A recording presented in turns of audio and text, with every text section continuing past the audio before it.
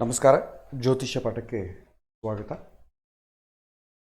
ಇಷ್ಟು ತನಕ ನಾವು ಜ್ಯೋತಿಷ್ಯ ಭಾಗದಲ್ಲಿ ಲಗ್ನ ಹೇಗೆ ಪರಿಶೀಲನೆ ಮಾಡಬೇಕು, ಆಮೇಲೆ ವಿದ್ಯಾಸ್ಥಾನ, ಉದ್ಯೋಗ ಸ್ಥಾನ, ಈ ವಿಚಾರಗಳನ್ನು ನಾವು ನೋಡಿದ್ದೇವೆ, ಅಭ್ಯಾಸವನ್ನು ಮಾಡಿದ್ದೇವೆ. ಹೆಚ್ಚಿನ ಅಭ್ಯಾಸವನ್ನು ನೀವು ಮಾಡಿ. ಇವತ್ತಿನ ಭಾಗ ವಿವಾಹ. ಎಲ್ಲದಕ್ಕಿಂತಲೂ ತುಂಬ ದೊಡ್ಡ ವಿಭಾಗ, ತುಂಬ ಆಸಕ್ತಿ ಇರುವಂಥ, ಉತ್ಸಾಹ ಇರುವಂಥ ವಿಷಯ ವಿವಾಹ. ಇವತ್ತಿನ ದಿನ ಹೆಚ್ಚಿನ ಸಮಸ್ಯೆಗಳು ಬರೋದು ಈ ವಿವಾಹ ವಿಚಾರದಲ್ಲಿ. ಹಾಗಾಗಿ ವಿವಾಹ ವಿಚಾರವನ್ನು ನಾವು ಚೆನ್ನಾಗಿ ಅರ್ಥ ಮಾಡಿಕೊಂಡು ಯಾರಾದರೂ ಪ್ರಶ್ನೆ ಕೇಳಿದಾಗ ಅವರಿಗೆ ತಕ್ಕ ಉತ್ತರ ಕೊಡಲಿಕ್ಕೆ ಸಿದ್ಧರಾಗಬೇಕು. ವಿದ್ಯಾರ್ಥಿಗಳು ಕೇಳ್ತಾರೆ, ಎಲ್ಲರೂ ಕೇಳೋದಿಲ್ಲ. ಉದ್ಯೋಗ ಸಮಸ್ಯೆ ಇದ್ದವರು ಬರ್ತಾರೆ. ವಿವಾಹ ವಿಚಾರದಲ್ಲಿ ಸಮಸ್ಯೆ ಇಲ್ಲ, ನಾವು ಆರಾಮಾಗಿದ್ದೀವಿ ಅಂತ ಹೇಳಿಕೊಳ್ಳುವಂಥ ಜನಗಳು ತುಂಬ ಕಡಿಮೆ. ನಮ್ಮ ಬಂಧು ಬಳಗದಲ್ಲೇ ಎಣಿಸ್ಬೋದು ಎಷ್ಟು ಜನ ತುಂಬ ಸಂತೋಷವಾಗಿದ್ದಾರೆ ಅಂತೇಳಿ. ಅದು ಕೂಡ ಪರ್ಸೆಪ್ಷನ್. ನಮಗೇನು ಕಾಣುತ್ತೆ ಅದರ ಮೇಲೆ ನಾವು ಡಿಸೈಡ್ ಮಾಡ್ತೇವೆ. ನಮಗೆ ಎಲ್ಲೋ ಏನೋ ಒಂದು ಮದುವೆ ಸಮಾರಂಭಕ್ಕೆ ಹೋಗಿರ್ತೇವೆ, ಅಲ್ಲಿ ಗಂಡ ಹೆಂಡತಿ ಬರ್ತಾರೆ, ನಗನಗುತ್ತಾ ಚೆನ್ನಾಗಿರ್ತಾರೆ. ಅದನ್ನು ನೋಡಿ ನಾವು ಚೆನ್ನಾಗಿದ್ದಾರೆ ಅಂತ ಕೊಡ್ತೀವಿ. ಮನೆಯೊಳಗೆ 4 ಗೋಡೆಗಳ ಮಧ್ಯ ಏನು ನಡೀತದೋ ನಮಗೆ ಗೊತ್ತಾಗೋದಿಲ್ಲ. ಹಾಗಾಗಿ ವಿವಾಹ ಅಂತಂಬೋದು ತುಂಬ ದೊಡ್ಡ ಟಾಪಿಕ್. ಇದರಲ್ಲಿ ಬರುವಂಥ ಪ್ರಶ್ನೆಗಳು ಅನೇಕ. ಹಾಗಾಗಿ ಇದನ್ನು ತುಂಬ ಚೆನ್ನಾಗಿ ಅರಿತುಕೊಂಡು ಇದರ ಉಪಯೋಗ ಪ್ರಯೋಜನ ಜನಗಳಿಗೆ ಆಗುವಂತೆ ನಮ್ಮ ರೋಲನ್ನು ನಾವು ಪ್ಲೇ ಮಾಡಬೇಕಾಗುತ್ತೆ. ಈಗ ಇವತ್ತಿನ ದಿನ ಈ ಜ್ಯೋತಿಷ್ಯ ವಿವಾಹ ವೈಭವ, ವಿವಾಹದ ಬಗ್ಗೆ ತಿಳ್ಕೊಳ್ಳೋಣ. ವಿವಾಹದ ವಿಚಾರ ಪ್ರಶ್ನೆಗಳು ಬರೋದಕ್ಕಿಂತ ಮುಂಚಿತವಾಗಿ ವಿವಾಹದ ವ್ಯವಸ್ಥೆ ಏನಿದೆ ಅದರ ಬಗ್ಗೆ ತಿಳ್ಕೊಳ್ಳೋ ಪ್ರಯತ್ನ ಮಾಡಬೇಕು. ಯಾಕೆಂದರೆ ಸಮಸ್ಯೆಗಳು ಹೇಗೆ ಬರ್ತಾ ಇದೆ, ಹಿಂದಿನ ಕಾಲದಲ್ಲಿ ಯಾಕಿಲ್ಲ, ಈಗ ಯಾಕೆ ಬರ್ತಾ ಇದೆ ಅಂತಂದಾಗ ಹಿಂದಿನ ಕಾಲದವರು ಹೇಗೆ ಫಾಲೋ ಆಗ್ತಾ ಇದ್ದರು ಅಂತ ತಿಳ್ಕೊಳ್ಬೇಕು. ಈ ಒಂದು ಜ್ಯೋತಿಷ್ಶಾಸ್ತ್ರ ವಿವಾಹದ ವಿಚಾರಕ್ಕೆ ಬಂದರೆ, ಈ ವಿವಾಹ ಅಂತ ಬಂದಾಗ ಇದಕ್ಕೆ 5 ಹೆಸರುಗಳು ಬರ್ತವೆ. ವಿವಾಹವನ್ನು 5 ಹೆಸರುಗಳಿಂದ ಕರೀತಾರೆ. ವಿವಾಹ, ಪರಿಣಯ, ಪಾಣಿಗ್ರಹಣ, ಉದ್ವಾಹ, ಉಪಯಮ. ಈ 5 ಹೆಸರುಗಳಿಂದ ವಿವಾಹವನ್ನು ಕರೀತಾರೆ. ಹಿಂದೆ ಈ ಹೆಸರುಗಳಿಟ್ಟಿದ್ದಕ್ಕೆ ವಿಶೇಷವಾಗಿ ಅರ್ಥ ಇದೆ. ಪ್ರತಿಯೊಂದು ಪದವನ್ನು ಪ್ರಯೋಗ ಮಾಡಿದಾಗ ಅದಕ್ಕೆ ಅರ್ಥ ಬರುತ್ತೆ. ಏನು ಅರ್ಥ ಅದನ್ನು ತಿಳ್ಕೊಳ್ಳೋ ಪ್ರಯತ್ನವನ್ನು ಮಾಡೋಣ. ವಿವಾಹ ಅಂತಂದರೆ ಏನು? ವಿವಾಹ ಅಂತಂದರೆ ವಿಶೇಷವಾದದ್ದನ್ನು, ಅಂದರೆ ವಿಶೇಷ, ವಾಹ ಅಂದರೆ ಹೊಂದುವುದು. ವಿಶೇಷವಾದದ್ದನ್ನು ಹೊಂದುವುದನ್ನು ವಿವಾಹ ಅಂತ ಕರೀತಾರೆ. ಅಂಥ ವಿಶೇಷವಾದದ್ದು ಏನಿದೆ ಅಂತಂದರೆ, ನಮ್ಮ ಮನುಷ್ಯ ಬ್ರಹ್ಮಚರ್ಯಾಶ್ರಮದಿಂದ ಗೃಹಸ್ಥಾಶ್ರಮಕ್ಕೆ ಹೋಗ್ತಾನೆ. ಏಕೆಂದರೆ ಬ್ರಹ್ಮಚಾರಿಗಳಿಗಾಗಲಿ ಸನ್ಯಾಸಿಗಳಿಗಾಗಲಿ ಯಜ್ಞಯಾಗಾದಿಗಳ ಕ್ರತುಗಳು ಮಾಡಲಿಕ್ಕೆ ಅವರಿಗೆ ಅರ್ಹತೆ ಇರುವುದಿಲ್ಲ. ದಾನ ಧರ್ಮಾದಿಗಳನ್ನು ಕ್ರತುಗಳು ಮಾಡಲಿಕ್ಕೂ ಅರ್ಹತೆ ಇರುವುದಿಲ್ಲ. ಏಕೆಂದರೆ ಮನುಷ್ಯನಿಗೆ ಪುಣ್ಯ ಬರಬೇಕಂದ್ರೆ ಏನು ಮಾಡಬೇಕು? ಯಜ್ಞ, ದಾನ, ತಪಸ್ಸು, ಈ 3 ಮಾಡಬೇಕು.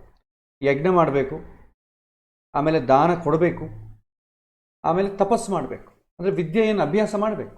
ಇನ್ನಿಷ್ಟು ಜೀವನದಲ್ಲಿ ಹೆಚ್ಚಿನ ಆನಂದವನ್ನು ಪಡಿಬೇಕು. ಈ ಮೂರು ಯಾರು ಮಾಡ್ತಾರೆ ಅಂದರೆ ಗೃಹಸ್ಥ ಮಾಡ್ತಾನೆ. ಗೃಹಸ್ಥ ಇಲ್ಲದಿದ್ದರೆ ಬ್ರಹ್ಮಚಾರಿಗೆ ಆಶ್ರಯ ಇಲ್ಲ, ಸನ್ಯಾಸಿಗಳಿಗೆ ಆಶ್ರಯವೂ ಇಲ್ಲ. ಹಾಗಾಗಿ ಪುಣ್ಯ ಸಂಪಾದನೆ ಯಾರಿಗೆ ಜಾಸ್ತಿ ಅಂತಂದರೆ ಗೃಹಸ್ಥನಿಗೆ, ಮದುವೆ ಆದವನಿಗೆ ಜಾಸ್ತಿ. ಹಾಗಾಗಿ ವಿಶೇಷವಾದದ್ದನ್ನು ಹೊಂದುವುದನ್ನು ಇಲ್ಲಿ ನಾವು ವಿವಾಹ ಅಂತ ಕರಿತೇವೆ. ಇದು ಈ ಪದವನ್ನು ಹೆಚ್ಚಿನ ಪರಿಚಯ ಬೇಕಾಗಿಲ್ಲ. ವಿವಾಹ ಅಂತಂಬೋದು ನಾವು ಯಾರಾದರೂ ವೆಡ್ಡಿಂಗ್ ಕಾರ್ಡ್ ಕೊಡೋ ಕಾಲಕ್ಕೆ ವಿವಾಹ ಶುಭಲೇಖ ಆಹ್ವಾನ ಪತ್ರಿಕೆ ಅಂತ ಗೊತ್ತಿರುತ್ತೆ. ಈ ಪದದ ನಮಗೆ ಹೊಸ ಪರಿಚಯ ಬೇಕಾಗಿಲ್ಲ.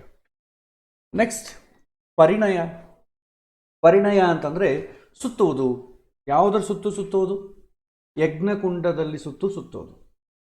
ಅಂದರೆ ಈಗ ನಾವು ಕೂಡ ಎಲ್ಲೋ ಒಂದು ಕಡೆ ನಮ್ಮ ಕರೆದಿರ್ತಾರೆ, ನಮ್ಮ ಒಂದು ಹೋಮ ಮಾಡ್ತಾ ಇದ್ದೀವಿ, ಬರ್ರಿ ನೀವು ಭಾಗವಹಿಸಿ ಅಂತ ಹೇಳ್ತಾರೆ. ಶಾಂತಿ ಹೋಮ ಮಾಡ್ತಾ ಇದ್ದೀವಿ. ಅಲ್ಲಿ ಹೋಮ ಮಾಡಿದ ನಂತರ ಕೊನೆಗೆ ಎಲ್ಲರೂ ಸುತ್ತಾರೆ ಹೋಮದ ಸುತ್ತು. ಅದನ್ನು ಕೂಡ ಪರಿಣಯ ಅನ್ಬೋದಾ ಅಂದರೆ ಅನ್ನೋಕ್ಕೆ ಬರಲ್ಲ.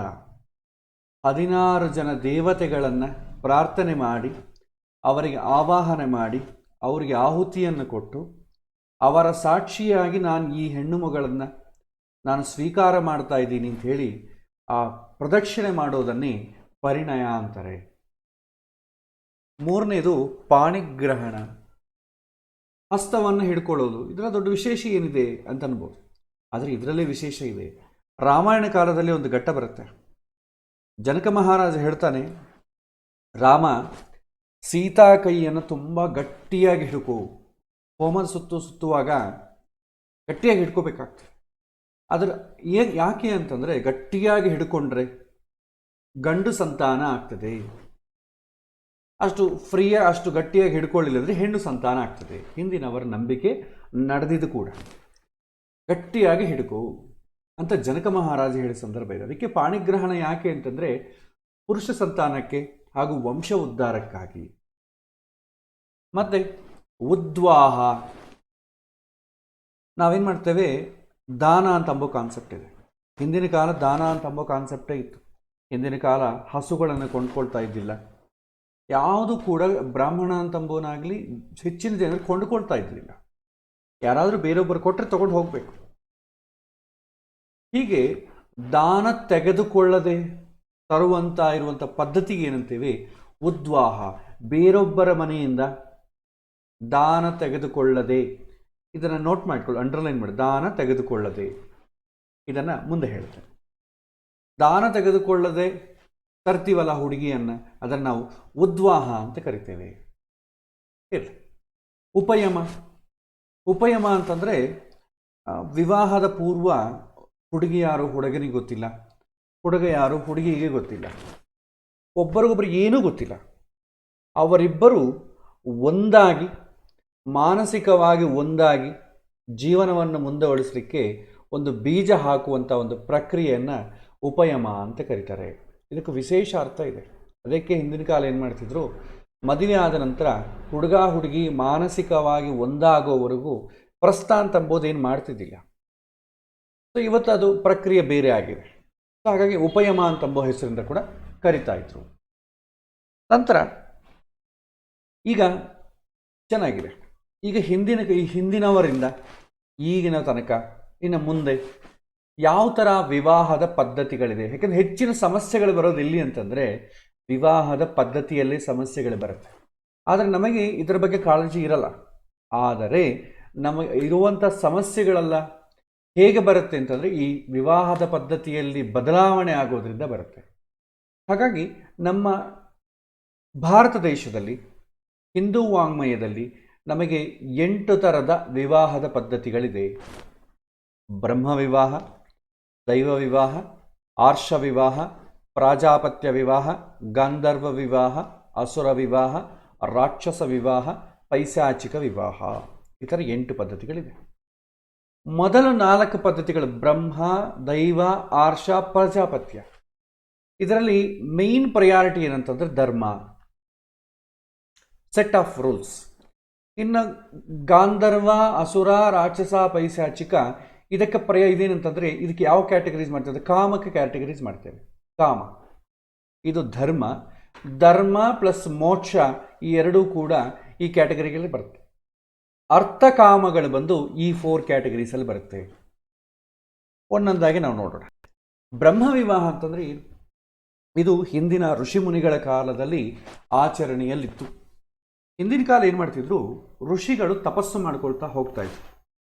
ತಪಸ್ಸು ಮಾಡಿಕೊಳ್ಳೋದ್ರಿಂದ ಅವರು ಲೌಕಿಕದಲ್ಲಿ ಇಲ್ಲ ಅಂತ ತಿಳ್ಕೊಳ್ಳೋದು. ಅವರು ಆಧ್ಯಾತ್ಮಿಕ ಪ್ರಪಂಚದಲ್ಲಿದ್ದರು. ಮದುವೆ ಮಾಡಿಕೊಳ್ಳೋದು, ಸಂತಾನ ಪಡೆಯೋದು ಕೂಡ ಒಂದು ಹೋಮ, ಒಂದು ಯಜ್ಞ ಥರ ಮಾಡ್ತಾಯಿದ್ರು. ಅವರಿಗೆ ಧರ್ಮ ಪ್ರಧಾನ. ಸತ್ಸಂತಾನವನ್ನು ಪಡೆದು ಮುಂದೆ ವರಿಸಬೇಕು, ಬ್ರಹ್ಮದೇವರ ಒಂದು ಆಜ್ಞೆಯನ್ನು ಪರಿಪಾಲನೆ ಮಾಡಬೇಕು ಅಂತಂಬೋದು ಅದು ಕರ್ತವ್ಯ. ಆಗ ಏನು ಮಾಡ್ತಾಯಿದ್ರು, ಅವರು ತಪಸ್ಸು ಮಾಡಿಕೊಳ್ತಾ ಇದ್ರು. ತಪಸ್ಸು ಮಾಡಿಕೊಳ್ತಾ ಸಂಚಾರ ಮಾಡೋ ಕಾಲಕ್ಕೆ ಯಾರೋ ಒಬ್ಬರು ಒಂದು ಋಷಿಮುನಿ ಆಶ್ರಮ ಬರುತ್ತೆ. ಅವ್ರ ಮನೆಗೆ ಹೋಗಿ ಸ್ವಲ್ಪ ಕಾಲ ವಿಶ್ರಾಂತಿ ಪಡೆದು ಅವರು ಕೊಟ್ಟಿದ್ದನ್ನು ತಗೊಂಡು ಅವರ ಮನೆಗೆ ಮಗಳಿದ್ಲು ಅಂದ್ಕೊಳ್ಳಿ, ಯೋಗ್ಯವಾದಂಥ ಮದುವೆ ಆಗೋಬೇಕಂತ ಮಗಳಿದ್ದರೆ ಅವರನ್ನು ಕೊಟ್ಬಿಡ್ತಿದ್ರು. ತೊಗೊಂಡು ಹೋಗಿ ಕನ್ಯಾದಾನ ಅಂತಾರೆ.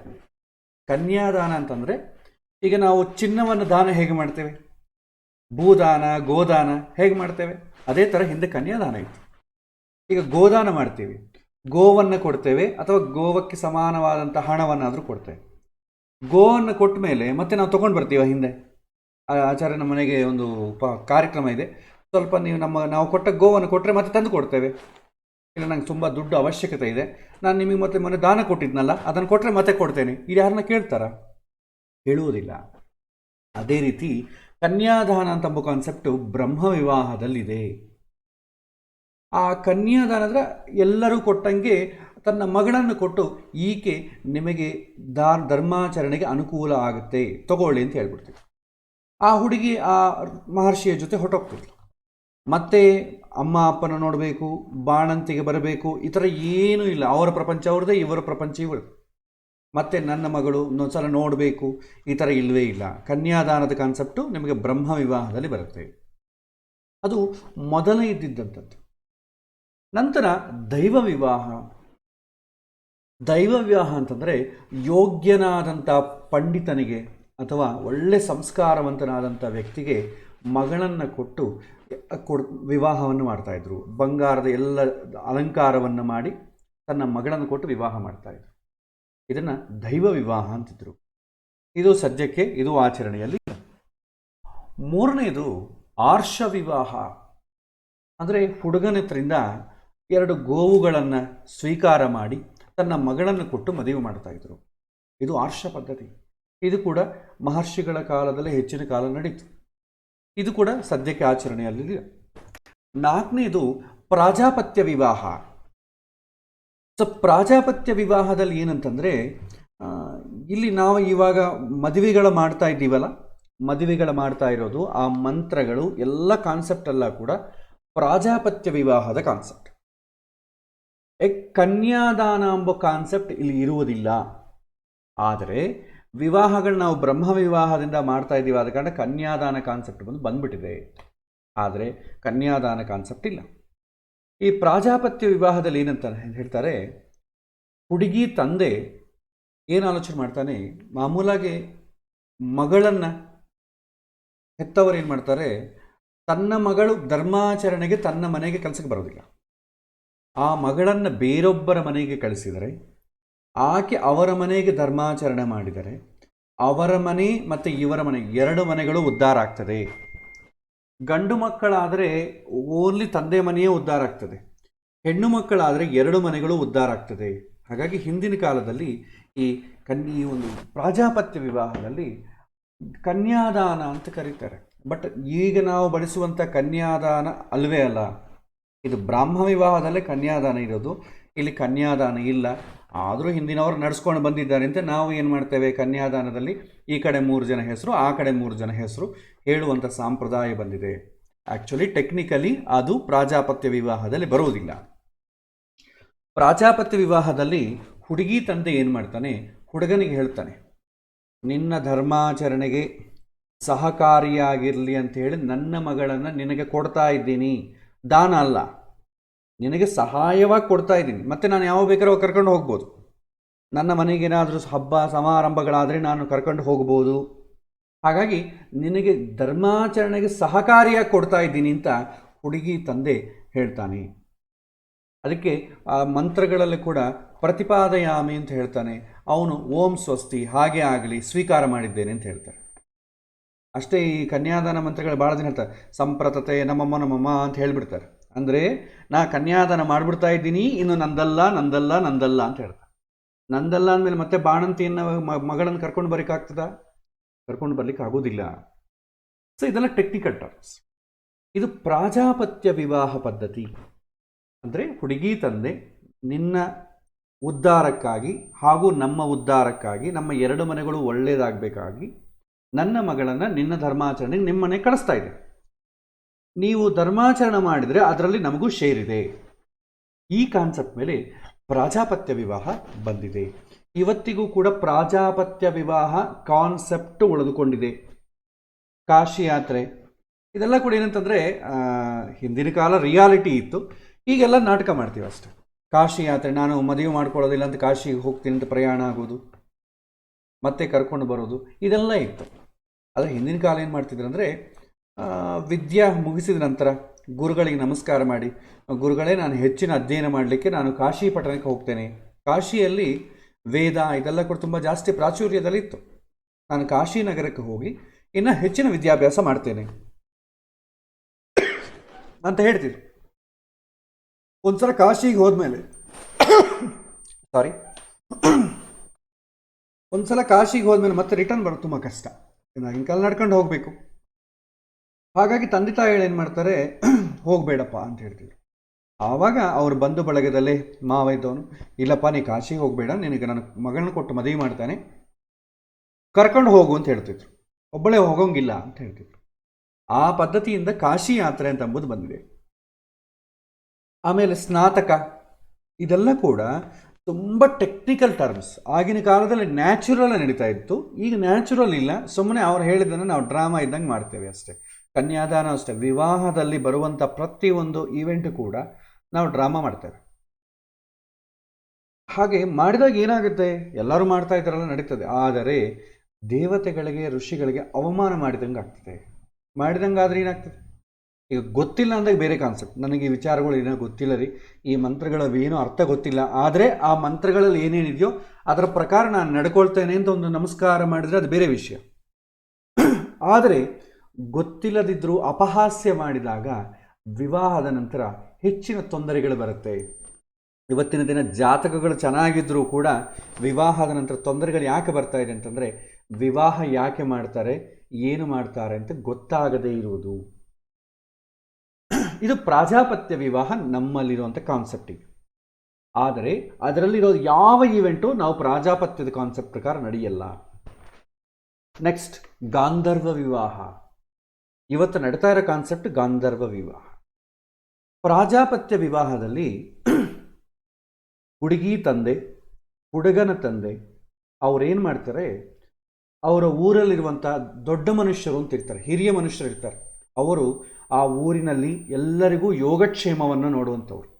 ಅವರನ್ನು ಮನೆಗೆ ಕರೆಸಿ ಅವರಿಗೆ ಚಂದ್ರ ತಾಂಬೂಲಾದಿಗಳನ್ನು ಕೊಟ್ಟು, ನನ್ನ ಮಗ ವಿದ್ಯಾಭ್ಯಾಸ ಆಗಿದೆ, ಅವನು ಮದುವೆ ಕಾಲಕ್ಕೆ ಬಂದಿದ್ದಾನೆ, ಹಾಗಾಗಿ ನನ್ನ ಮಗನಿಗೆ ನಮ್ಮ ಪರಿವಾರಕ್ಕೆ ಯೋಗ್ಯವಾದಂಥ ಒಂದು ಸೊಸೆ, ಒಂದು ಮಗ ನನಗೆ ನೀವು ಹುಡುಕಿಕೊಂಡು ಬಂದು ಹೇಳಬೇಕು ಅಂತ ಹೇಳ್ತೀವಿ.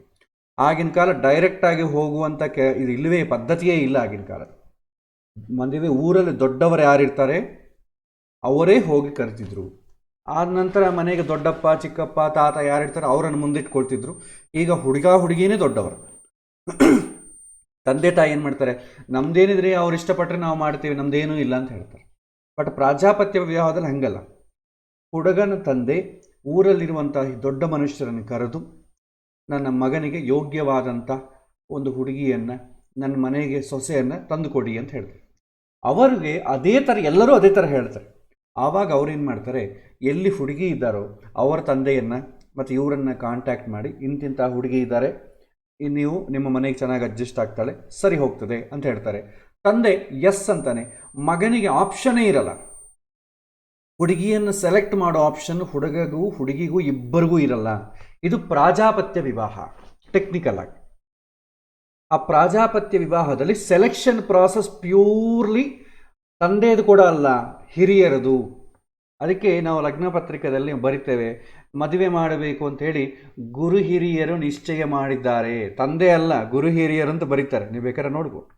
ಅದು ಹಿಂದಿನ ಕಾಲದಲ್ಲಿ ರಿಯಾಲಿಟಿ ನಡೀತಿತ್ತು, ಈಗ ನಾಟಕ ಮಾಡಿ ನಾವು ಲಗ್ನ ಪತ್ರಿಕೆಯಲ್ಲಿ ಹಾಕ್ತೇವೆ. ಸೊ ಅವರು ಡಿಸೈಡ್ ಮಾಡಬೇಕು. ತಂದೆ ತಾಯಿ ಅವ್ರೇನು ಮಾಡ್ತಾರೆ, ಅವ್ರ ಸ್ವಾರ್ಥವನ್ನು ನೋಡ್ಕೊಳ್ತಾರೆ. ಆದರೆ ಹಿರಿಯರು ಏನು ಮಾಡ್ತಾರೆ, ಎರಡು ಫ್ಯಾಮಿಲಿಯೂ ಉದ್ಧಾರ ಆಗಬೇಕು ಅಂತ ಹಿತವನ್ನು ಬಯಸೋರು ಹಿರಿಯರು. ಆದರೆ ಇವತ್ತಿನ ದಿನ ಮ್ಯಾರೇಜ್ ಏಜೆಂಟ್ಸ್ ಅಂತ ಇರ್ತಾರೆ.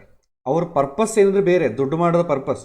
ಇವರಿಬ್ಬರಿಗೆ ಮದುವೆ ಮಾಡಿಬಿಟ್ರೆ ನಮ್ಮ ಕಮಿಷನ್ ನಮಗೆ ಬರುತ್ತೆ, ಅವರು ಚೆನ್ನಾಗಿರ್ತಾರೋ ಬಿಡ್ತಾರೋ ಅದು ಅವ್ರ ಹೆಡ್ಏಕ್, ಅದು ನಮಗೆ ಸಂಬಂಧ ಇಲ್ಲ.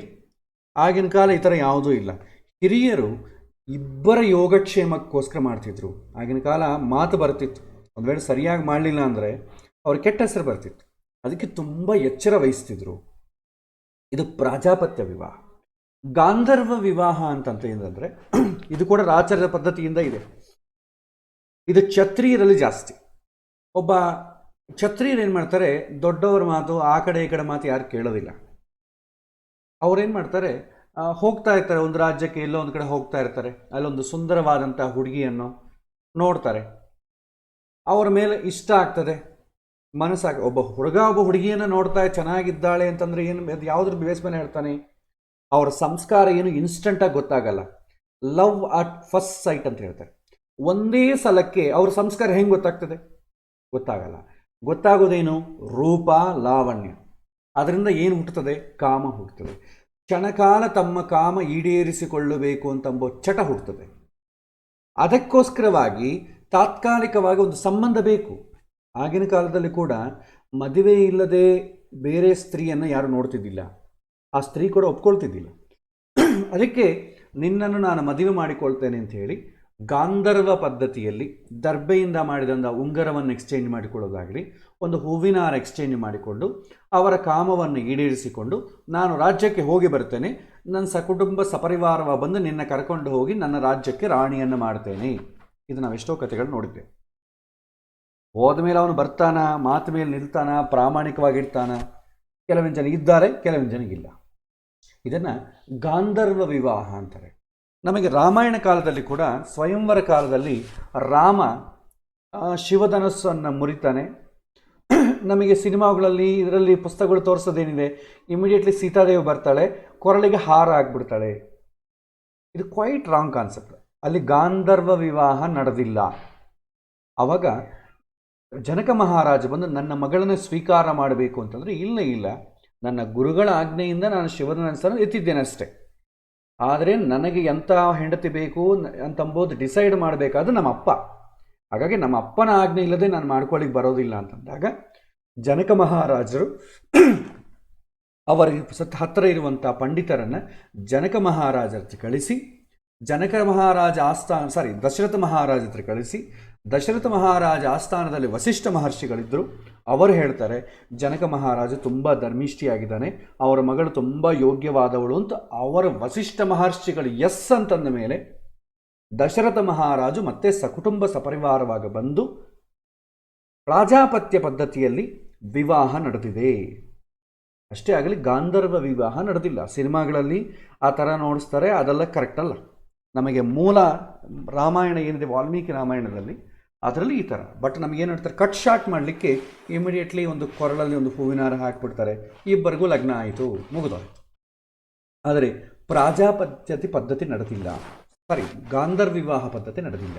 ತಿಳ್ಕೊ, ಗಾಂಧರ್ವ ವಿವಾಹ ಅಂತಂದರೆ ಕ್ಷಣಕಾಲದಲ್ಲಿ ಹುಡುಗ ಹುಡುಗಿ ಒಬ್ಬರನ್ನೊಬ್ಬರು ಇಷ್ಟಪಟ್ಟು ಮದುವೆ ಮಾಡಿಕೊಳ್ಳೋದನ್ನು ಗಾಂಧರ್ವ ವಿವಾಹ ಅಂತಾರೆ.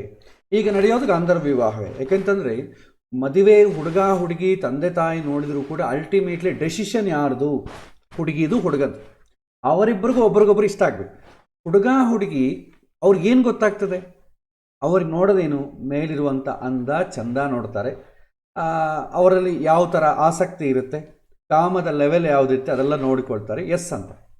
ತಂದೆ ತಾಯಿಗಳು ನೋಡಬೇಕಾದ್ರೆ ನಮ್ಮ ಹುಡುಗ ಈ ಥರ ಕ್ವಾಲಿಟೀಸ್ ಇದೆ, ಈ ಕ್ವಾಲಿಟೀಸ್ಗೆ ಈ ಹುಡುಗಿ ಸರಿ ಹೋಗ್ತಾಳ, ನಮ್ಮ ಮನೆಗೆ ಅಡ್ಜಸ್ಟ್ ಆಗ್ತಾಳ, ತಂದೆ ತಾಯಿ ನೋಡೋಂಗಿದ್ರೆ ಗುಣಗಣಗಳು ನೋಡ್ತಾರೆ.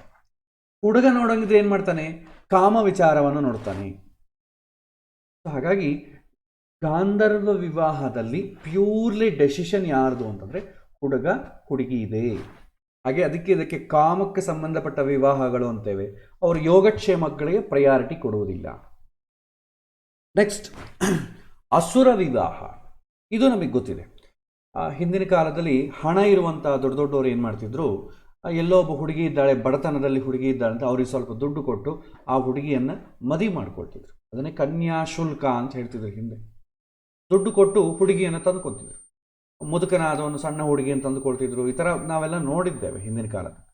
ಅದನ್ನು ಅಸುರ ವಿವಾಹ ಅಂದರೆ ಹುಡುಗಿಗೆ ಇಷ್ಟ ಇರಲ್ಲ, ಆದರೆ ಸ್ವಲ್ಪ ಪ್ರಲೋಭ, ದುಡ್ಡಿಗೆ ಪ್ರಲೋಭಕ್ಕೆ ಒಳಗೆ ಮಾಡಿ ಹುಡುಗಿಯನ್ನು ತಂದುಕೊಡ್ತಿದ್ರು. ಇದು ಇವತ್ತಿಗೂ ನಡೀತಾ ಇದೆ. ಯಾವುದೋ ಒಂದು ಪ್ರಲೋಭಕ್ಕೆ ಮಾಡಿ ಆ ಹುಡುಗಿಗೆ ನಾನು ಇದು ಮಾಡ್ತೇನೆ, ಅದು ಮಾಡ್ತೇನೆ, ನೀನು ಎತ್ತಿ ಬಿಡ್ತೇನೆ ಎಲ್ಲ ಸುಳ್ಳು ಹೇಳಿ ಆ ಹುಡುಗಿನ ಮದುವೆ ಮಾಡ್ಕೊಂಡು ಕರ್ಕೊಂಡ್ಬಂದ್ಬಿಡ್ತಾರೆ. ಮದುವೆ ಮಾಡಿದ ಮೇಲೆ ಆ ಹುಡುಗಿ ಅಂದುಕೊಳ್ತಾರೆ ಇರೋದೇ ಇಲ್ಲ. ಇದೇ ಥರ ಕಂಟಿನ್ಯೂ ಆಯಿತು, ಆ ಹುಡುಗಿ ಇಷ್ಟ ಇಲ್ಲಂಗೆ ಜೀವನ ಕಂಟಿನ್ಯೂ ಆಯಿತು ಅಂದರೆ ಅದು ಅಸುರ ವಿವಾಹದ ಕೆಳಗೆ ಬರುತ್ತೆ. ನಂತರ ರಾಕ್ಷಸ ವಿವಾಹ. ಇದು ಬಲವಂತವಾಗಿ ಹುಡುಗಿಯರನ್ನ ಕರ್ಕೊಂಡು ಬಂದು ಮದುವೆ ಮಾಡಿಕೊಳ್ಳೋದು. ನೀವು ಒಂದು 20 ಇಯರ್ಸ್ 30 ಇಯರ್ಸ್ ಬ್ಯಾಕ್ ನೀವು ಮೂವೀಸ್ ನೋಡಿದ್ರೆ, ಊರಿನಲ್ಲಿ ಏನು ಮಾಡ್ತಿದ್ದೆ, ಯಾರೋ ಒಬ್ಬ ಹುಡುಗಿ ಇತ್ತು, ಬಲವಂತವಾಗಿ ಹೋಗಿ ಆ ಹುಡುಗಿಗೆ ಮಂಗಳಸೂತ್ರವನ್ನು ಕಟ್ಟಿಬಿಡ್ತಿದ್ದ. ಎಲ್ಲ ರೌಡಿಗಳನ್ನ ಈ ಕಡೆ ಆ ಕಡೆ ಕಟ್ಟಿಗಳನ್ನ ಹಿಡ್ಕೊಂಡು ಕೂಡಿಸಿ ಮಂಗಳಸೂತ್ರವನ್ನು ಕಟ್ಟಿಬಿಡ್ತಿದ್ದ. ಅಂದರೆ ಆಗಿನ ಕಾಲದಲ್ಲಿ ಮಂಗಳಸೂತ್ರಕ್ಕೆ ಬೆಲೆ ಇತ್ತು. ಒಂದು ಸಲ ಕಟ್ಟಿಬಿಟ್ಟ ಮೇಲೆ ಅವನು ಬಲವಂತವಾಗಿ ಕಟ್ಟಿನ ಹೇಗೆ ಕಟ್ಟಿದ್ರು ಕೂಡ ಅವನೇ ನನ್ನ ಗಂಡ, ಇನ್ನು ಬೇರೆಯವ್ರನ್ನ ಸ್ವೀಕಾರ ಮಾಡಲ್ಲ. ಆವಾಗಿನ ಕಾಲದಲ್ಲಿ ಮದುವೆಗಳಿಗೆ ಅಷ್ಟು ಬೆಲೆ ಇತ್ತು, ಬಲವಂತವಾಗಿ ಮದುವೆ ಮಾಡ್ಕೊಳ್ತಿದ್ರು. ಅದೇ ರೀತಿ ಭೀಷ್ಮಾಚಾರ್ಯರು ಅಂಬಾ, ಅಂಬಿಕಾ, ಅಂಬಾಲಿಕಾ ಅವರು 3 ಜನನ್ನ ಬಲವಂತವಾಗಿ ಎತ್ತುಕೊಂಡು ಬಂದು ವಿಚಿತ್ರ ವೀರ್ಯನಿಗೆ ಕೊಟ್ಟು ಮದುವೆ ಮಾಡ್ತಾರೆ. ಅದರಲ್ಲಿ ಅಂಬೋಳು ಸತ್ತು ಹೋಗ್ತಾಳೆ. ನಮಗೆ ಈ ಕತೆ ಗೊತ್ತಿದೆ. ಹುಡುಗಿ ಇಷ್ಟ ಇಲ್ಲದೆ ಯುದ್ಧ ಮಾಡಿ ಬಲವಂತವಾಗಿ ಕರಕೊಂಡು ಬಂದು ವಿವಾಹ ಮಾಡಿಕೊಳ್ಳು. ಆದರೆ ರಾಕ್ಷಸ ವಿವಾಹ ಇವತ್ತಿಲ್ಲ. ಯಾಕೆಂದರೆ ಇವತ್ತು ಯಾವ ವಿವಾಹ ನಡೆದರೂ ಕೂಡ ಈಗ ತಾಳಿ ಕಟ್ ಮಾಡಿ ಬಿಸಾಕೋದು ಎಷ್ಟು ಹೊತ್ತು. ಈಗ ಡೈವರ್ಸ್ಗಳಾಗ್ತಾ ಇದೆ ಅಲ್ವಾ. ಮದುವೆ ಆದರೂ ಕೂಡ ಗ್ಯಾರಂಟಿ ಇಲ್ಲ, ಯಾವತ್ತೋ ಒಂದಿನ ತಾಳಿ ಕಟ್ಟಿ ಬಿಸಾಕ್ತಾರೆ. ಯಾಕಂದರೆ ಅದರ ಬಗ್ಗೆ ಪ್ರಜ್ಞೆ ಇಲ್ಲ. ಮದುವೆ ಅಂತಂಬೋದ್ರೆ ಏನು, ಅದೊಂದು ಒಳ್ಳೆ ಕೆಲಸ, ದೇವರ ಆಶೀರ್ವಾದ ಇರುತ್ತೆ, ಹೀಗೆಲ್ಲ ನಾವು ಮಾಡಬಾರ್ದು, ಇದೆಲ್ಲ ಯಾವತ್ತಿಲ್ವೇ ಇಲ್ಲ. ಹಾಗಾಗಿ ರಾಕ್ಷಸ ವಿವಾಹ ಕಡಿಮೆ. ನೆಕ್ಸ್ಟ್, ಪೈಶಾಚಿಕ ವಿವಾಹ. ಇದು ಇವತ್ತಿನ ಕಾಲ ನಡೀತಾ ಇದೆ. ಹುಡುಗಿಗೆ ಮಾದಕ ದ್ರವ್ಯಗಳನ್ನು ಕೊಟ್ಟು ಅವರ ಅಪಸ್ಮಾರಕ ಸ್ಥಿತಿ ಹೋದ ಮೇಲೆ ಅವರನ್ನು ಅನುಭವಿಸಿ ಮದುವೆ ಮಾಡಿಕೊಳ್ಳೋದು, ಬಲವಂತವಾಗಿ ಮದುವೆ ಮಾಡಿಕೊಳ್ಳೋದು, ಇದು ಇವತ್ತಿಗೂ ನಡೀತಾ ಇದೆ. ಹುಡುಗಿಗೆ ಏನೋ ಒಂದು ಔಷಧ ಕೊಟ್ಟು, ಕ್ಲೋರೋಫಾರ್ಮ್ ಏನೋ ಒಂದು ಕೊಟ್ಟು ಬಲಾತ್ಕಾರವನ್ನು ಮಾಡಿ ಆ ಹುಡುಗಿಯನ್ನು ತಂದು ಮನೆಗೆ ಗೃಹ ನಿರ್ಬಂಧ ಚಿತ್ರಹಿಂಸೆಗಳೊಳಗೆ ಮಾಡಿ ಅವಾಗ ಪೇಪರ್ ಹೊರಗೆ ಬರ್ತಿರುತ್ತೆ. ಒಬ್ಬನು ಆ ಮನೆಗೆ ಒಬ್ಬ ಹುಡುಗಿಯನ್ನು ಇಟ್ಟುಕೊಂಡು 1 ತಿಂಗಳ ದಿನ ಹಿಂಸೆ ಕೊಟ್ಟಿದ್ದಾನೆ, ಆಕೆ ಮಾನ ಅಪಹರಣ ಮಾಡಿದ್ದಾನೆ, ಇದೆಲ್ಲ ಬರ್ತಾ ಇರುತ್ತೆ. ಈಗ ಮದ್ಯಪಾನ ಹೆಂಡವನ್ನು ಕುಡಿದು ಅಂದ್ಕೊಳ್ಳಿ, ಅವನು ಮನುಷ್ಯನಾಗೋದೇ ಇಲ್ಲ. ಆ ಸಮಯದಲ್ಲಿ ಎಷ್ಟೋ ಅತ್ಯಾಚಾರಗಳಾಗ್ತಾ ಇರ್ತವೆ, ಎಷ್ಟೋ ಮಾನಭಂಗಗಳಾಗ್ತಾ ಇರ್ತವೆ. ನಾವು ಪೇಪರ್ ಓದಿದ್ರೆ ಖಂಡಿತವಾಗಿ 4 ರಿಂದ 5 ಕೇಸ್ ಗ್ಯಾರಂಟಿ ಇರುತ್ತೆ. ಆದರೆ ಎಲ್ಲರೂ ಕೂಡ ಹೀಗಾಗಬಾರ್ದು, ಯಾಕೆ ಹಿಂಗೆ ಮಾಡಿದೆ ಅಂತ ಆಲೋಚನೆ ಮಾಡ್ತಾ ಇರ್ತಾರೆ. ಆದರೆ ಮನುಷ್ಯನಾದವನು ಮಾಡೋದಿಲ್ಲ, ಅದು ಕರೆಕ್ಟ್. ಅದು ಯಾಕೆಂದರೆ ಕುಡಿದವನು ಮನುಷ್ಯನ ಕೆಳಗೆ ಬರಲ್ಲ. ಯಾಕೆಂದರೆ ಅವನು ಮನುಷ್ಯನಿಗೆ ಸಂಬಂಧಪಟ್ಟ ಸಂಸ್ಕಾರ ಆಗಲಿ ಎಚ್ಚರ ಇರಲ್ಲ. ಅವನು ಪಶು ಹೇಗಾಗ್ತಿದ್ದಾನೆ, ಅದಕ್ಕೆ ಸಂಬಂಧಪಟ್ಟ ಮದ್ಯಪಾನ ಇದನ್ನು ಬ್ಯಾನ್ ಮಾಡಬೇಕು ಅಂತ ಯಾರೂ ಅಂದ್ಕೊಳ್ಳಲ್ಲ. ಎಷ್ಟೊತ್ತಿಗೂ ನಿರ್ಭಯ ಕೇಸ್ ಇಡು, ಇನ್ನೊಂದು ಕೇಸ್ ಏನೇ ಲಾಸ್ ತಂದರೂ ಕೂಡ ಈ ರೇಪುಗಳನ್ನ ಅದನ್ನು ಸ್ಟಾಪ್ ಮಾಡಲಿಕ್ಕಾಗಲ್ಲ. ಒಂದು ಕುಡಿಯೋದನ್ನು ಸ್ಟಾಪ್ ಮಾಡಿದ್ರೆ ಆಟೋಮೆಟಿಕ್ಕಾಗಿ ಮನುಷ್ಯನಾಗ್ತಾನೆ, ಆಮೇಲೆ ಅವನು ಆಲೋಚನೆ ಮಾಡ್ತಾನೆ. ಸೊ ಪೈಶಾಚಿಕ ವಿವಾಹ ಅಂದರೆ ಅವರನ್ನು ಬಲವಂತವಾಗಿ ಕರ್ಕೊಂಡು ಬಂದು ಔಷಧವನ್ನು ಕೊಟ್ಟು ಅವರ ಅಪಸ್ಮಾರಕ ಸ್ಥಿತಿ ಹೋದ ಮೇಲೆ, ಅನ್ಕಾನ್ಷಿಯಸ್ ಹೋದ ಮೇಲೆ ಅವರನ್ನು ಅನುಭವಿಸಿ ಮದುವೆ ಮಾಡಿಕೊಳ್ಳೋದು, ಇದು ಇವತ್ತಿನ ದಿನ ನಡೀತಾ ಇದೆ. ಇದನ್ನು ಪೈಶಾಚಿಕ ವಿವಾಹ ಅಂತಾರೆ. ಆದರೆ ಮರ್ಯಾದಸ್ಥರು ಅಂತ ಏನಿದ್ದಾರೆ ಅವರು ಒಂದು ಪದ್ಧತಿ ಪ್ರಕಾರ ಮದುವೆ ಮಾಡಬೇಕು ಅಂತಂದರೆ ಪ್ರಾಜಾಪತ್ಯ ಗಾಂಧರ್ವ ವಿವಾಹ ಇದರ ಮಧ್ಯದಲ್ಲಿದೆ. ಕಾನ್ಸೆಪ್ಟ್ ಎಲ್ಲ ಕೂಡ ಪ್ರಾಜಾಪತ್ಯ, ಬಟ್ ಒಳಗೆ ನಡೆಯೋದೆಲ್ಲ ಕೂಡ ಗಾಂಧರ್ವ ವಿವಾಹ. ಎರಡು ಮಿಕ್ಸ್. ಮೇಲೆ ಮಾತ್ರ ತಂದೆ ತಾಯಿ ಏನು ಮಾಡ್ತಾರೆ, ನೀನು ಯಾರನ್ನ ಮಾಡ್ಕೋ, ಏನು ಬೇಕಾದ್ರೂ ಲವ್ ಮಾಡ್ಕೋ, ಆದರೆ ಮದುವೆ ಮಾತ್ರ ನಮ್ಮ ಪ್ರಕಾರ ಕಲ್ಯಾಣ ಮಂಟಪದಲ್ಲಿ ನಡಿಬೇಕು, ನಮ್ಮ ಪದ್ಧತಿ ಪ್ರಕಾರ ನಡಿಬೇಕು. ಕೆಲವೊಮ್ಮೆ ಇಂಟರ್ಕ್ಯಾಸ್ಟ್ ಮ್ಯಾರೇಜ್ ಆಗ್ತದೆ. ಅವಾಗೇನಾಗ್ತದೆ, ನಮ್ಮ ಪದ್ಧತಿಯಲ್ಲಿ ಮದುವೆ ಮಾಡಬೇಕು ಅಂತ ಇವರು ಅವ್ರ ಪದ್ಧತಿಯಲ್ಲಿ ಅವರು ಎರಡೆರಡು ಮದುವೆಗಳು ಮಾಡ್ಕೊಳ್ತಾರೆ. ಒಂದು ಸಲ ಗುಡಿಗೆ ಹೋಗಿ ಮದುವೆ ಮಾಡ್ಕೊಳ್ತಾರೆ, ಇನ್ನೊಂದು ಸಲ ಚರ್ಚಿಗೆ ಹೋಗಿ ಮದುವೆ ಮಾಡ್ಕೊಳ್ತವೆ. ಇನ್ನು ನಮ್ಮ ಬ್ರಾಹ್ಮಣ ಸಮುದಾಯದಲ್ಲೇ ಎಷ್ಟು ಕಷ್ಟ. ಈ ಸ್ಮಾರ್ಥ ಪದ್ಧತಿ ಮತ್ತು ಅಯ್ಯಂಗಾರ್ಸ್ ಪದ್ಧತಿ ಇದೆಲ್ಲ ಇದ್ದಾವೆ. ಎಷ್ಟೋ ಕಡೆ ಮದುವೆಗಳು ನೋಡಿದ್ದೇವೆ. ಎರಡು ಪದ್ಧತಿಗಳು ಮದುವೆ, ಯಾಕಂದರೆ ಪದ್ಧತಿಗಳು ಬೇರೆ, ಆದರೆ 2 ಸಲ ಮದುವೆ ಮಾಡ್ಕೊಳ್ತಾರೆ. ಅವ್ರ ಪ್ರಕಾರ ಒಂದು ಸಲ ಕನ್ಯಾದಾನ, ಇವ್ರ ಪ್ರಕಾರ ಒಂದು ಸಲ ಕನ್ಯಾದಾನ, ಇದೆಲ್ಲ ನೋಡಿದ್ದೇವೆ. ಅಂದರೆ ಕೇವಲ ಕಾನ್ಸೆಪ್ಟ್ ಮಾತ್ರವೇ ಪ್ರಾಜಾಪತ್ಯ. ಒಳಗೆ ಟೆಕ್ನಿಕಲ್ಲ ನಡೆಯುವಂಥದ್ದು ಸೆಲೆಕ್ಷನ್ ಪ್ರಾಸೆಸ್ ಆಗಲಿ, ಅವರ ಉದ್ದೇಶ ಆಗಲಿ, ಎಲ್ಲ ಕೂಡ ಗಾಂಧರ್ವ ವಿವಾಹ. ಗಾಂಧರ್ವ ವಿವಾಹದ ಪ್ರಯಾರಿಟಿ ಏನು? ಕಾಮ. ಇಲ್ಲಿ ಅಷ್ಟೇ, ಹುಡುಗನನ್ನು ಯಾಕೆ ಮದುವೆ ಮಾಡ್ಕೊಳ್ತಾರೆ? ಧರ್ಮಾಚರಣೆಗೋಸ್ಕರವ? ಅಲ್ವೇ ಅಲ್ಲ. ಅವ್ರಿಗೆ ಮದುವೆ ಮಾಡ್ಕೊಳ್ಳೋದೇನು? ಜೀವನ ಸುಖವಾಗಿ ಆರಾಮಾಗಿರಬೇಕು, ಪ್ಲಸ್ ಮಕ್ಕಳಾಗಬೇಕು. ಇದು ಕಾನ್ಸೆಪ್ಟ್. ಇದು ಗಾಂಧರ್ವ ವಿವಾಹದ ಪದ್ಧತಿ. ಈಗ ಗಾಂಧರ್ವ ವಿವಾಹದ ಪದ್ಧತಿ ನಡೀತಾ ಇದೆ. ಇನ್ನೂ ಎಷ್ಟೋ ಜನ ರಿಜಿಸ್ಟರ್ ಮ್ಯಾರೇಜ್ ಮಾಡ್ಕೊಳ್ತಿದ್ದಾರೆ.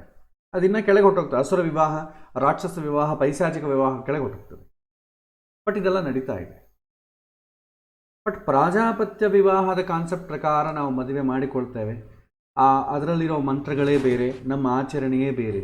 ಈ ಎರಡು ವ್ಯತ್ಯಾಸ ಆಗೋದ್ರಿಂದ ಏನಾಗುತ್ತೆ, ಸಮಸ್ಯೆಗಳು ಬರುತ್ತೆ.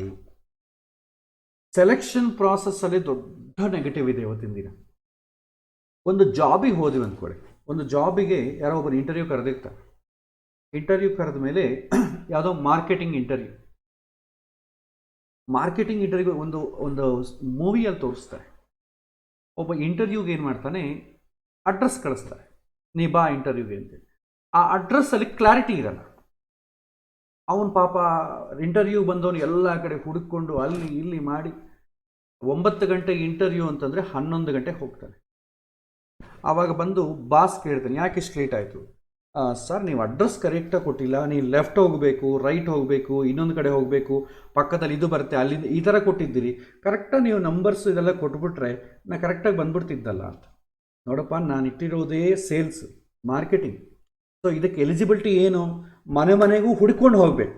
ಸೊ ನೀವು ಹುಡ್ಕೊಂಡು ಹೋಗ್ಲಿಕ್ಕೆ ಪೇಷನ್ಸಿ ಇದೆಯೋ ಇಲ್ವೋ ಅದಕ್ಕೆ ಟೆಸ್ಟ್ ಇಟ್ಟಿದ್ದೀನಿ ಅಂತ ಹೇಳ್ತಾರೆ. ಹಾಗೆ ಉದ್ಯೋಗಗಳಿಗೂ ಅಷ್ಟೇ.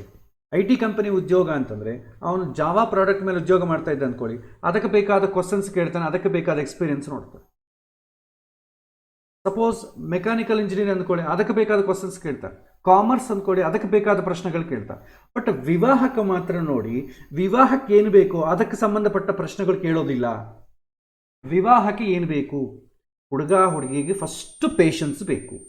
ಪೇಷನ್ಸ್ ಇದ್ರೆ ಏನಾಗುತ್ತೆ, ಮನುಷ್ಯನಿಗೆ ಕಷ್ಟಗಳು ಕಾಮನ್. ಕಷ್ಟಗಳು ಬಂದಾಗ ಇಬ್ಬರೂ ಒಂದೇ ಮಾತು ಮೇಲೆ ನಿಲ್ಲಬೇಕು ಅಂತಂಬುದು ಎಲ್ಲಿ ಬರುತ್ತೆ ಅಂದರೆ ಪೇಷನ್ಸಲ್ಲಿ ಬರುತ್ತೆ. ಫಸ್ಟ್ ಪೇಷನ್ಸ್ ಬೇಕು. ಎರಡನೇದು, ಹುಡುಗ ಹುಡುಗಿಗೆ ದೊಡ್ಡವರನ್ನ ಹಿರಿಯರನ್ನು ಮಾತಾಡುವಂಥದ್ದು, ಮನೆಗೆ ಕೆಲಸ ಮಾಡುವಂಥ ಸಂಸ್ಕಾರ ಬೇಕು. ಮಕ್ಕಳನ್ನು ನೋಡಿಕೊಳ್ಳಿಕ್ಕೆ ಬೇಕಾದಂಥ ಸಂಸ್ಕಾರ ಬೇಕು, ಆಸಕ್ತಿ ಇರಬೇಕು. ಇದು ಮದುವೆ ಪ್ರೊಸೆಸ್ಸಲ್ಲಿ ಮೇಯ್ನ್ ಬೇಕಾದಂಥ ಕ್ವಾಲಿಫಿಕೇಷನ್. ಬಟ್ ವಿಚಿತ್ರ ಏನಂತಂದರೆ, ಈ ಕಡೆ ತಂದೆ ತಾಯಿಗಳಾಗಲಿ, ಹುಡುಗ ಆಗಲಿ, ಹುಡುಗಿ ಆಗಲಿ, ನಿಶ್ಚಿತಾರ್ಥ ಮಾಡೋ ಕಾಲಕ್ಕಾಗಲಿ ಅಥವಾ ಹುಡುಗಿಯನ್ನು ನೋಡಲಿಕ್ಕೆ ಹುಡುಗನ ನೋಡಲಿಕ್ಕೆ ಹೋಗ್ತಾ ಇರ್ತಲ್ಲ ಆವಾಗಲಿ ಕೇಳುವಂಥದ್ದು ಏನಂದರೆ, ನಿಮ್ಮ ಹುಡುಗ ಏನು ಓದ್ಕೊಂಡಿದ್ದಾನೆ, ಎಷ್ಟು ಸಂಪಾದನೆ ಮಾಡ್ತಾನೆ, ಮನೆಗೇನಾದರೂ ಕಟ್ಟಿದ್ದಾನ, ಇಲ್ಲ ಏನಾದರೂ ಡಿಪೆಂಡೆನ್ಸೀಸ್ ಇದೆಯಾ, ಸಾಲಗಳೇನಾದರೂ ಇದೆಯಾ, ಸೊ ಮದುವೆ ಮಾಡ್ಕೊಂಡ ಮೇಲೆ ಇಂಡಿಯಾದಲ್ಲಿ ಇರ್ತಾರಾ, ಅಮೆರಿಕದಲ್ಲಿ ಇರ್ತಾರಾ, ಈ ಥರ ಪ್ರಶ್ನೆಗಳು ಕೇಳ್ತಾರೆ.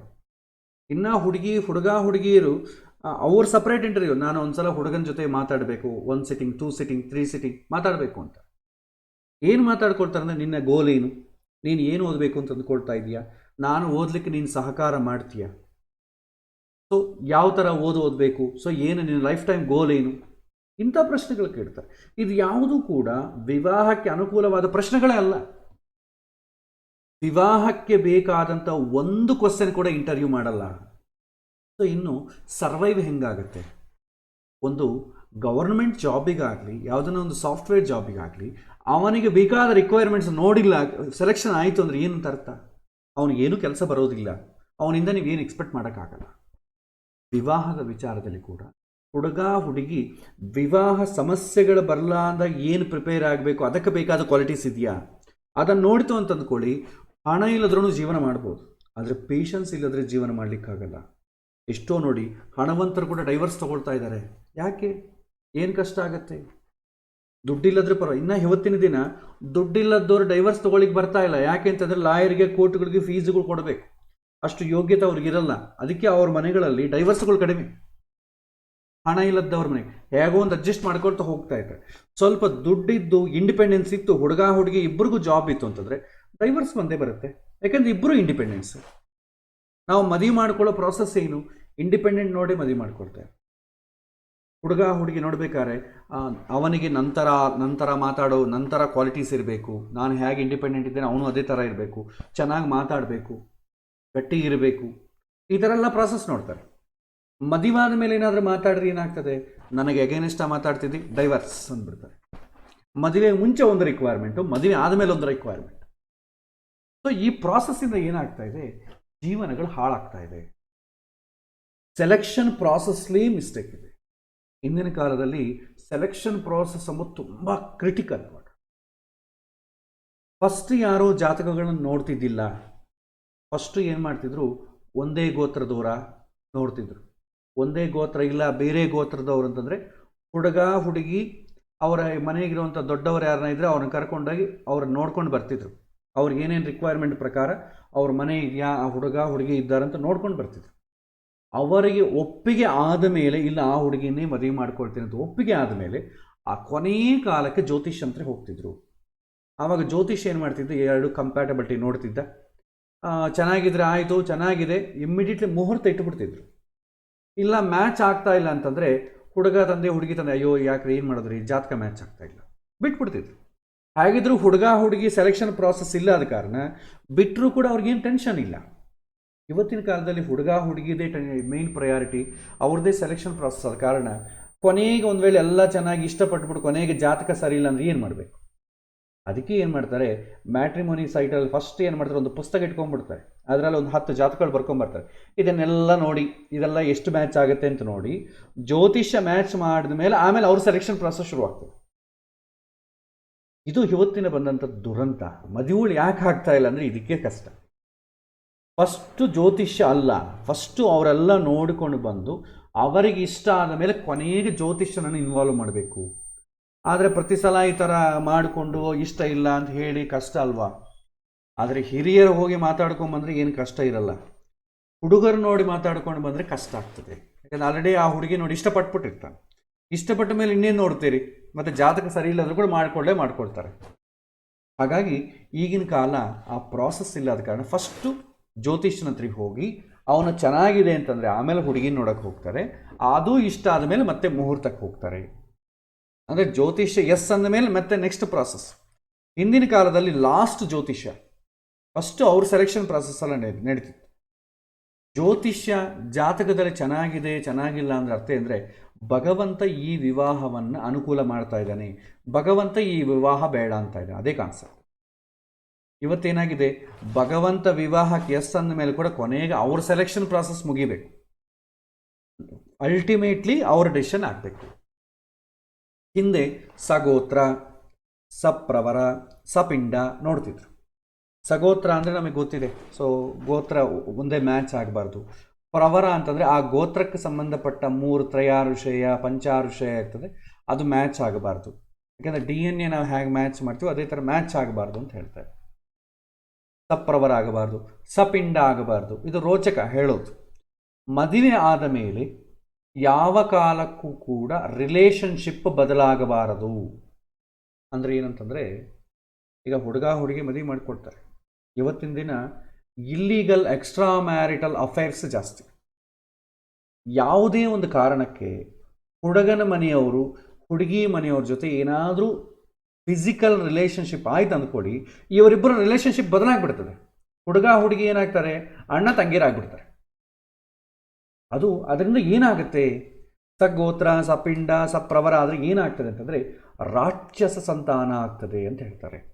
ರಾಕ್ಷಸ ಸಂತಾನ ಅಂದರೆ ಏನು? ಮಕ್ಕಳು ಹೇಳಿದ ಮಾತು ಕೇಳೋದಿಲ್ಲ ಅಷ್ಟೆ. ಮಕ್ಕಳು ಎಲ್ಲ ತದ್ವಿರುದ್ಧವಾಗಿ ಶತ್ರುಗಳಾಗಿಬಿಡ್ತಾರೆ. ಅದಕ್ಕೆ ಸಗೋತ್ರ ಸಪ್ರವರ ಸಪಿಂಡ ಹಿಂದೆ ನೋಡ್ತಿದ್ರು. ಈಗ ಅದನ್ನು ಗೋತ್ರ ಕೆಲವಿನ ಜನ ನೋಡ್ತಾರೆ, ಇನ್ನು ಸಪಿಂಡ ಅಂತಂಬೋದು ಗೊತ್ತಿಲ್ಲ. ಅದು ಕಾಲ ವೈಪರೀತ್ಯ ನಡೀತಾನೇ ಇದೆ ಕೆಲವಿನ ಕಡೆ. ಪೇಪರ್ನ ನೋಡಿದ್ರೆ ನಿಮಗೆಲ್ಲ ಇದೆಲ್ಲ ಗೊತ್ತಾಗ್ತದೆ. ಸೊ ಈ ಸೆಲೆಕ್ಷನ್ ಪ್ರಾಸೆಸ್ ನೋಡ್ತಿದ್ರು. ಆಮೇಲೆ ಹುಡುಗ ಮನೆಗೆ ಹೋಗಿ ಇವ್ರ ಮನೆಗೆ ಹೋಗಿ ಟೆಸ್ಟಿಂಗ್ ತುಂಬ ಜಾಸ್ತಿ ಇತ್ತು. ಹುಡುಗಿಯನ್ನು ಟೆಸ್ಟ್ ಮಾಡ್ತಿದ್ರು, ಹುಡುಗನ್ನ ಟೆಸ್ಟ್ ಮಾಡ್ತಿದ್ರು. ಹಿಂದಿನ ಕಾಲ ಹುಡುಗ ನಮ್ಮ ಮನೆಗೆ ಕಳಿಸ್ರಿ ನೋಡೋಣ ಅಂತ ಹೇಳ್ತಿದ್ರು. ಹುಡುಗ ಬರೋ ಕಡೆ ಅವರು ಈ ಹೆಂಡ ಮಾರೋರ್ನ ಇಡ್ತಿದ್ರು, ಬಾಪ ಸ್ವಲ್ಪ ಕುಡಿ ಅಂತ ಹೇಳ್ತಿದ್ರು. ಅವನಿಗೆ ಅಭ್ಯಾಸ ಇದ್ದರೆ ಕುಡಿತಿದ್ದ. ಕುಡಿದು ಅಂದ್ಕೊಳ್ಳಿ ಅವ್ರು ಅಪ್ಡೇಟ್ ಮಾಡಿ ಇವನಿಗೆ ಕುಡಿಯೋ ಅಭ್ಯಾಸ ಇದೆ ಅಂತ ಹೇಳ್ತಿದ್ರು. ಇಲ್ಲ ನಂಗೆ ಅಭ್ಯಾಸ ಇಲ್ಲ ಅಂತಂದರೆ ಇವನು ಒಳ್ಳೆ ಹುಡುಗ ಅಂತ ಹೇಳ್ತಿದ್ರು. ಹಾಗೆ ಮಾರ್ಗ ಮಧ್ಯದಲ್ಲಿ ಪ್ರಾಸ್ಟಿಟ್ಯೂಷನ್ ಇಡ್ತಾಯಿದ್ರು.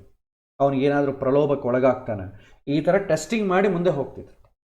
ಹುಡುಗಿನೂ ಅಷ್ಟೇ, ಮನೆಗೆ ಹೋಗಿ ಹುಡುಗಿ ನೋಡೋ ಕಾಲಕ್ಕೆ ಹುಡುಗಿ ಆ್ಯಕ್ಟಿವಿಟೀಸ್ ಏನು ಮಾಡ್ತಾ ಇದ್ದಾಳೆ, ಅವಳು ಮಲಗಿದ್ದಾಳ, ಅಥವಾ ಮನೆಗೆ ಹುಡುಗಿನ ನೋಡೋಕೆ ಹೋಗೋ ಕಾಲಕ್ಕೆ ಹುಡುಗಿ ಮನೆಗೆ ಇರಬೇಕು. ಹೊರಗೆ ಹೋಗಿದ್ದಾಳೆ ಅಂತಂದರೆ ಸ್ವೇಚ್ಛಾ ವಿಹರಣಿ, ಇಂಥ ಹುಡುಗಿ ನಮ್ಮ ಮನೆಗೆ ಬೇಡ. ಹುಡುಗಗೂ ಹುಡುಗಿಗೂ ಅದೇ ಥರ ದೊಡ್ಡ ಸೆಲೆಕ್ಷನ್ ಪ್ರಾಸೆಸ್ ಇರ್ತಾಯಿತ್ತು.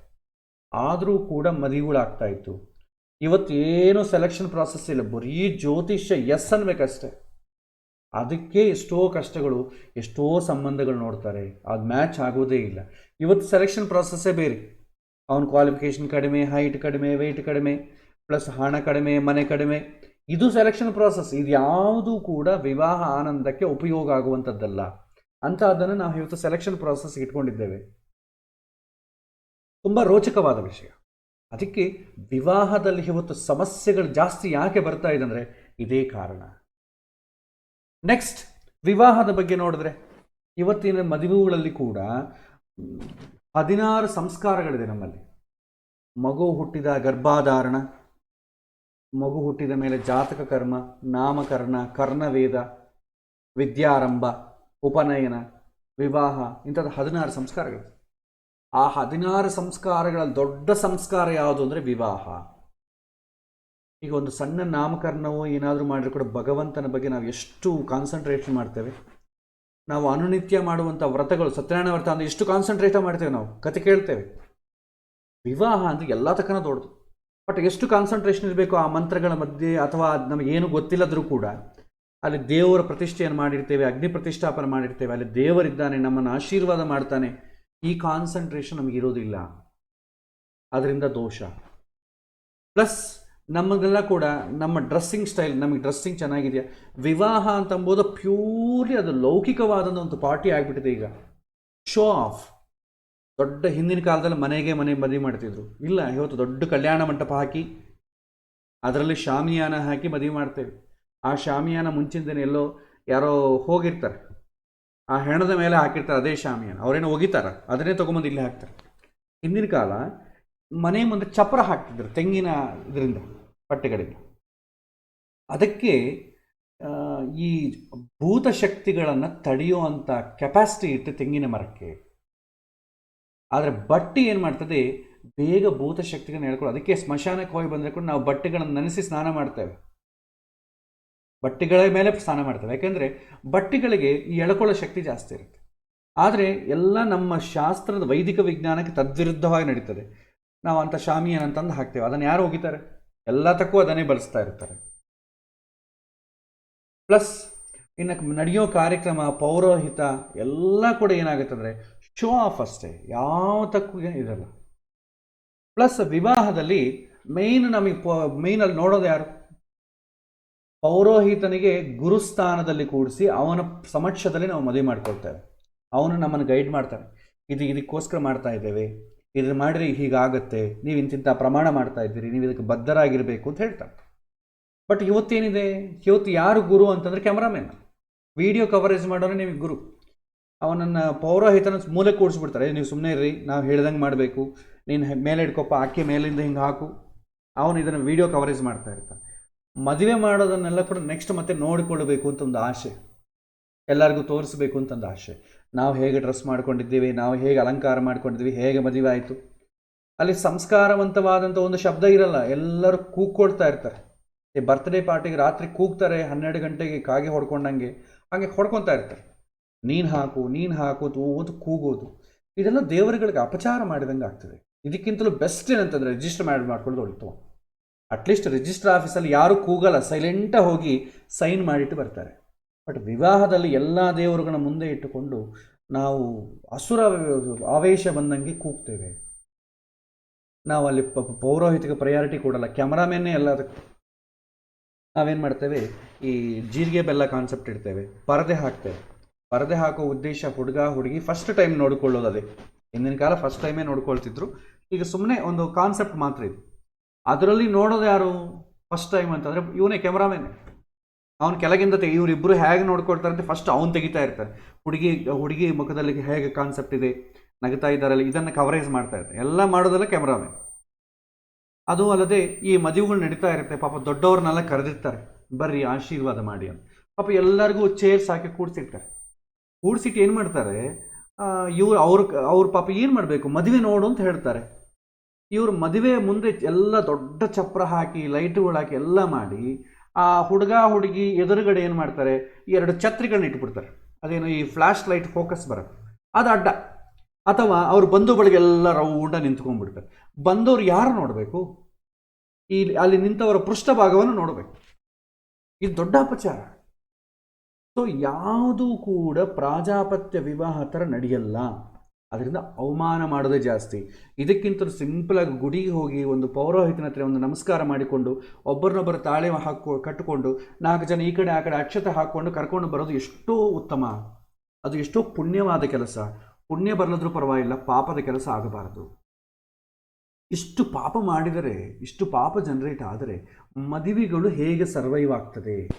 ಅದಕ್ಕೆ ಇವತ್ತಿನ ದಿನ ಸರ್ವೈವ್ ಆಗ್ತಾ ಇಲ್ಲ. ಏನೂ ಆಡಂಬರ ಇಲ್ಲದೆ ಈ ಕಡೆ 10 ಜನ ಆ ಕಡೆ 10 ಜನ. ಕರೋನಾ ಟೈಮಲ್ಲಿ ಹೆಂಗೆ ಮದುವೆ ಆಯಿತು? That is the best method. ಹಿಂದಿನ ಕಾಲ ಕೂಡ ಇದೆಲ್ಲ ತುಂಬ ಎಚ್ಚರದಿಂದ ನಡೀತಿತ್ತು. ದೊಡ್ಡವರು ಇದನ್ನು ಗೈಡ್ ಮಾಡ್ತಿದ್ರು. ಇವತ್ತಿಲ್ಲ. ಎಲ್ಲ ಹುಡುಗರಿಗೆ ನಾವೆಲ್ಲ ಒಪ್ಪಿಸಿಬಿಟ್ಟಿದ್ದೇವೆ. ಅವರ ಪ್ರಕಾರ ನಡೀತದೆ. ಅವ್ರೇನೋ ನನ್ನ ಪ್ರಕಾರ ನಡೆದಿಲ್ಲ ಅಂದರೆ ನಾವು ಸಾಯ್ತೇವೆ ಅಂತಾರೆ. ತಂದೆ ತಾಯಿ ಏನು ಮಾಡ್ತಾರೆ? ಸುಮ್ಮನೆ ಇರ್ತಾರೆ. ಏನೋ ಮಾಡಿಕೊಡ್ರಿ, ಮದುವೆ ಮಾಡಿ ದಬ್ಬಿಬಿಟ್ಟು ನಿಮ್ಮಿಷ್ಟ ಅಂತ ಸುಮ್ಮನೆ ಆಗಿಬಿಡ್ತಾರೆ. ಅಸಲು ಅಳೋದೇ ತಂದೆ ತಾಯಿಗಳಿಂದನೇ ಶುರು ಆಗ್ತದೆ. ತಂದೆ ತಾಯಿಗಳನ್ನು ನೋಯಿಸಿದರೆ ಎಷ್ಟು ಕಷ್ಟ. ಸರ್ವೈವ್ ಆಗ್ಲಿಕ್ಕೆ ಆಗ್ತದ? ವೇದವೇ ಹೇಳುತ್ತೆ, ಮಾತೃದೇವೋಭವ ಪಿತೃದೇವೋಭವ ಅಂತ. ಕಣ್ಣೀರು ಹಾಕ್ಲಿಕ್ಕೆ ದಿನ ಇರಲ್ಲ. ಸೆಲೆಕ್ಷನ್ ಪ್ರಾಸೆಸ್ನೇ ಸ್ಟಾರ್ಟ್ ಆಗುತ್ತೆ. ಇಷ್ಟು ಅವ್ಯವಸ್ಥೆ ಆದಾಗ ಎಷ್ಟು ನೋವಾಗ್ತದೆ. ಬರೀ ಒಂದು ಲೌಕಿಕವಾಗಿ ಎಂಜಾಯ್ ಮಾಡೋ ಆನಂದದ ಪ್ರೋಗ್ರಾಮಿ ಈ ಒಂದು ಮದುವೆ. ಅವರವರ ಡ್ರೆಸ್ಸುಗಳು ಹಾಕ್ಕೊಂಡು ಅವರನ್ನು ನೋಡಲಿಕ್ಕೆ ಬರಬೇಕು. ಇನ್ನು ವಿಚಿತ್ರ ಏನಂತಂದರೆ, ಹುಡುಗ ನಾನು ಮಾಡಿಕೊಂಬೋ ಹುಡುಗಿ ಅಂತೇಳಿ ಆ ಫೋಟೋವನ್ನು 20 ಜನಕ್ಕೆ ಶೇರ್ ಮಾಡ್ತಾರೆ. ಚೆನ್ನಾಗಿದ್ದಾಳೆ ಆ ಹುಡುಗಿ. ಹುಡುಗಿ ಚೆನ್ನಾಗಿದ್ದಾಳೆ ಇಲ್ಲ ಅಂತ ಯಾರಿಗೆ ಗೊತ್ತಾಗಬೇಕು? ಹುಡುಗನಿಗೆ ಮಾತ್ರವೇ ಗೊತ್ತಾಗಬೇಕು. ಬೇರೆಯವರೆಲ್ಲ ಚೆನ್ನಾಗಿದ್ದಾಳೆ ಅಂತಂದರೆ ಏನು ನೋಡಿ ಚೆನ್ನಾಗಿದ್ದಾಳೆ ಅಂತ ಹೇಳ್ತಾರೆ?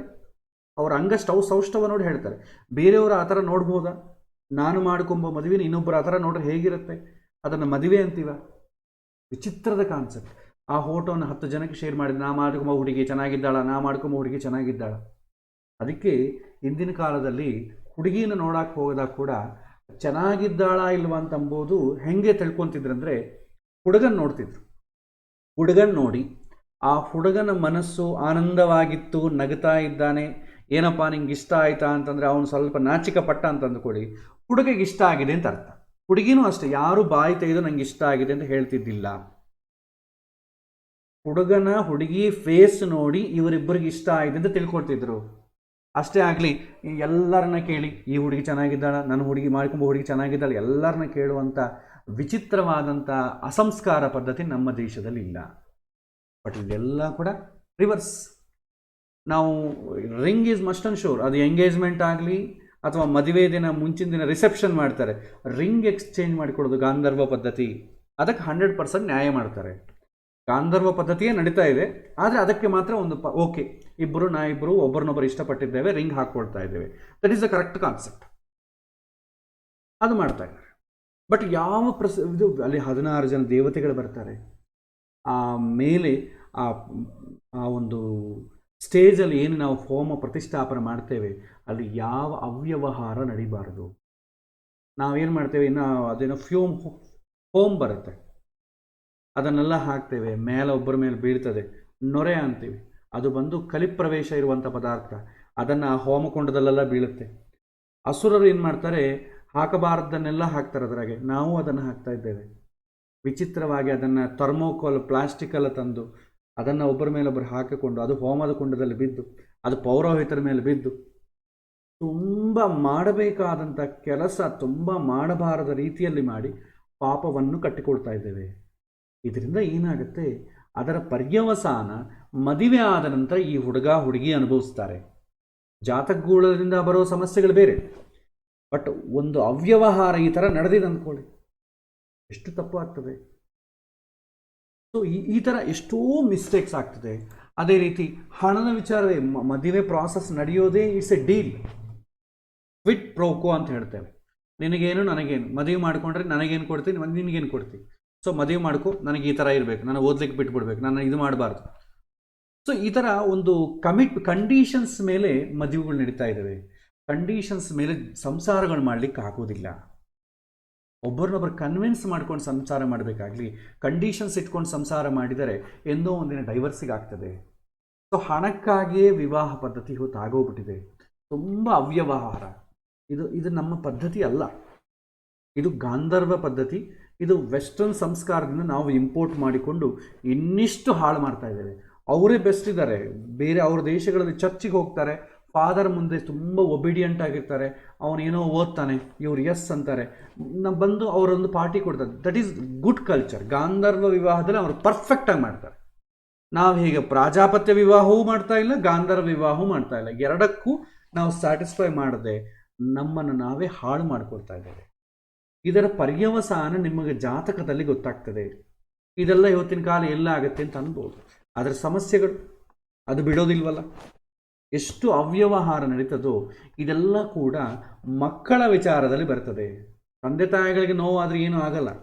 ಮಕ್ಕಳಿಗೆ ನೋವಾಯ್ತು ಅಂದ್ಕೊಳ್ಳಿ, ತಂದೆ ತಾಯಿಗಳ ಕಣ್ಣಿನಲ್ಲಿ ನೀರು ಬರ್ತದೆ. ಇದೇ ರೀತಿ ಅಸಂಸ್ಕಾರವಾಗಿ ರಾಕ್ಷಸ ಸಂತಾನ ಮಕ್ಕಳಾಯ್ತು ಅಂದ್ಕೊಳ್ಳಿ, ನಾವು ಒಂದು ದಿನವೂ ಪ್ರಶಾಂತವಾಗಿರ್ಲಿಕ್ಕಾಗೋದಿಲ್ಲ.